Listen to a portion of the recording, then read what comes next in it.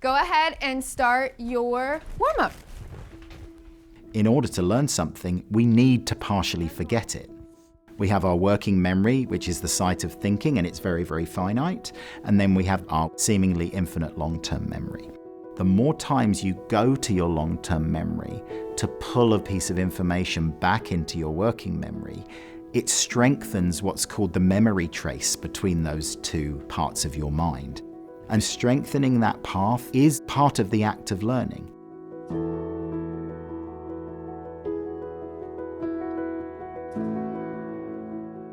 And make sure you're showing your thinking for both of them. I think that all teachers should know and understand what retrieval practice is. Students are going to forget what you taught them if you don't keep putting it in your learning.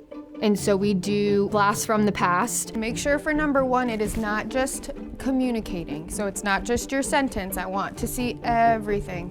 We are currently in our geometry unit. The lesson today was on how to use adding and subtracting to find missing angles. But my warm-up was on place value and fractions because it's important for them to still practice those skills.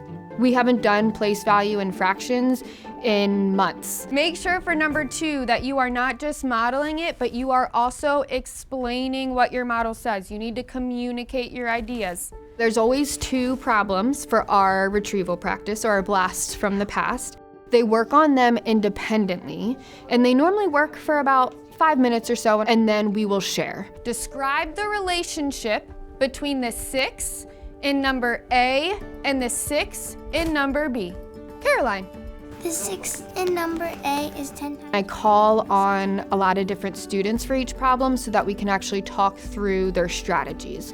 So not only are we focusing on problems that we haven't talked about recently, they also have that math discourse with each other while we're going through the warm-up. Amy, I'm gonna call on you because I love your place value chart. So how did you know that it's 10 times greater when we move to the left? Because then it moves to like a greater place value.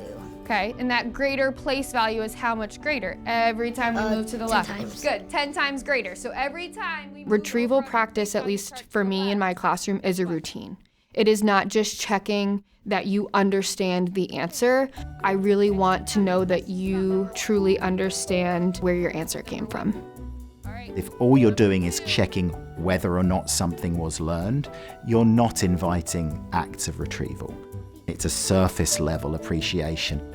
That's different than ingraining a set of habits that says part of what we do when we learn around here is that we go and fetch prior learning, because if we don't go fetch it, we're going to lose it.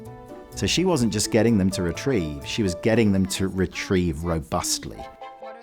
I think that it's important for all of our students to understand how their brain works, and the fact that if I teach you something once and don't come back to it, and you don't understand it, you're not a failure, you're not, dumb, or all the names that they call themselves.